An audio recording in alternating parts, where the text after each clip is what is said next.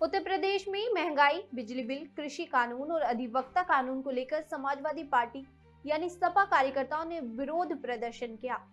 कार्यकर्ताओं ने सरकार के तानाशाही रवैये का विरोध करते हुए नारेबाजी की। सपा कार्यकर्ता लखनऊ विधानसभा में कल प्रदर्शन करने के लिए तैयार हैं। दोरीघाट में लखनऊ जाने के लिए सपा कार्यकर्ताओं की एक बड़ी संख्या जुटी है। इस प्रदर्शन का नेतृत्व वरिष्ठ अधिवक्ता नवल किशोर शर्मा ने किया। उन्होंने सरकार की नीतियों के खिलाफ आवाज उठाई और आगामी लखनऊ प्रदर्शन को लेकर अपनी रणनीतियों को साझा किया। इस प्रदर्शन में सपा के शिक्षक नेता ब्रजेश कुमार राय और युवा सपा नेता भी शामिल रहे, जिन्होंने सरकार की नीतियों के खिलाफ अपनी बात रखी।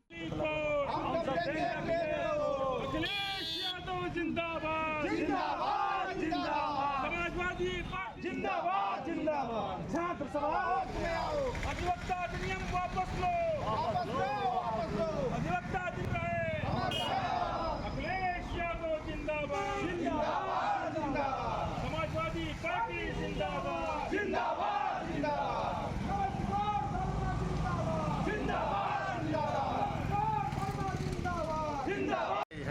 लेकर प्रदर्शन कर रहे हैं। रैली प्रदर्शन हमारा मुख्य उद्देश्य है लखनऊ मुख्यमंत्री आवास कल पहुंच करके मुख्यमंत्री जी को एक संबोधित ज्ञापन देना।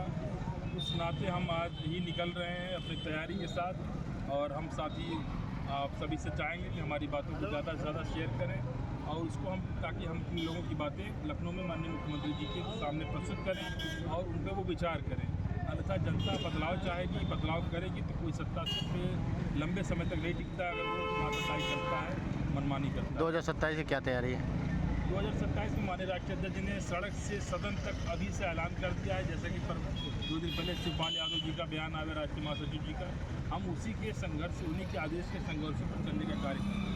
केशव प्रसाद मौर्य का हाल ही में नहीं आएगा। देखिए, माननीय केशव प्रसाद मौर्य जी को चेहरा प्रस्तुत कर करके और योगी जी ने क्या किया, योगी जी कितने पहले से भारतीय जनता पार्टी के सदस्य हैं, ये सभी लोग जानते हैं। वो कभी भारतीय जनता पार्टी के सदस्य नहीं थे। कुर्सी पर बैठने के लिए वो पहले के पास खुद का संगठन था। वो हमेशा बीजेपी के विरोध में चुनाव लड़ाया करते थे, बीजेपी को हराया करते थे। तो ऐसी कोई बात नहीं है। यहाँ तो दर्द जो है उनका खुद अपना दर्द है, अपने दर्द को छुपा करके दूसरे के ऊपर लगा रहे हैं। उन्हें मुख्यमंत्री प्रोजेक्ट करके मुख्यमंत्री नहीं बनाया गया, उनका खुद उनसे दर्द है। और यहाँ तो हमारे राष्ट्रीय अध्यक्ष मुख्यमंत्री बनने जा रहे हैं, जनता तैयार है। जैसा कि हमारे राय साहब ने बताया कि 37 सीटों लोकसभा में निकली हैं, तो उसके अनुसार हम विधानसभा में बहुमत में पहुँचे हुए हैं।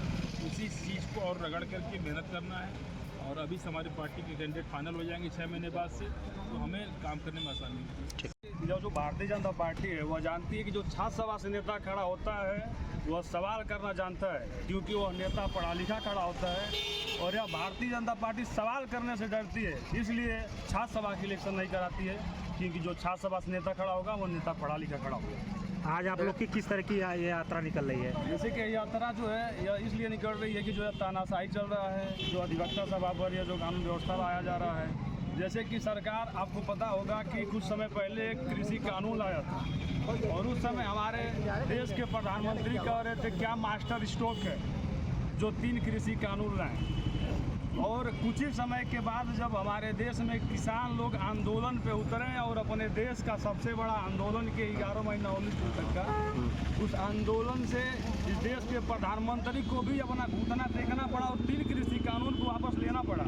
उसी का पैगाम हम लोग दिखाने के लिए फिर इस धरना प्रदर्शन पर उतरे हैं कि जैसे कृषि कानून को वापस उनको लेना पड़ा है, वैसे जो इस तरीके का जो तानाशाही कर रहे हैं, इस तरीके से जो हमारे व्यवहारिक में और हमारे जो बिल ला रहे हैं उसको हटाएं, अन्यथा हम लोग आंदोलन फिर आरंभ करेंगे। महंगाई कम नहीं हुई, जो भ्रष्टाचार था चरगुना हो गया, ज्यामिति भी से बढ़ रहा है, जो इन्होंने काला धन नहीं ला पाए। जो भी मतलब यह कहे थे कि किसानों के उत्पादन लागत पे हम इनके उसमें था कि मैं किसानों को जो उत्पादन लागत लगेगी उस पर हम 50% अनुदान देंगे, वो अनुदान भी नहीं दिया। और नहीं तो किसान बीमा दूध योजना का जो है किसानों के जो पैसे है वो काट लिए। यह भी एक शिकायत, बहुत बड़ी शिकायत है कि किसान बेतरस्त है। डबल इंजन सरकार है हमारी, जो बिजली की व्यवस्था है 7,810 मेगावाट बिजली किसने के बाद जो है 15,792 मेगावाट बिजली किसने बढ़ाया था? राष्ट्रीय अध्यक्ष अखिलेश यादव ने बढ़ाया था और उसी के बल पर सरकार चल रही है, बिजली व्यवस्था चल रही है। उसके बाद भी अव्यवस्था फैली हुई है। राष्ट्रीय अध्यक्ष ने क्या, किसके लिए क्या नहीं किया? जो व्यवस्था विकास की जो यह एक्सप्रेस वे है, जो 102 है, 108 है, हम लोग कह रहे हैं कि जिस मुद्दे पर सरकार आई थी कि काला धन ला देंगे। काला धन आया, 15 लाख खाते में आया, जो विजय माल्या के 2-3 दिनों में जो वहाँ राइज कर रहे हैं इनके इशारे पे, जो अभी शिवन विजय थोड़ी विजय में बात करने के लिए गए थे मोदी जी, उस मुद्दे पर बात किए।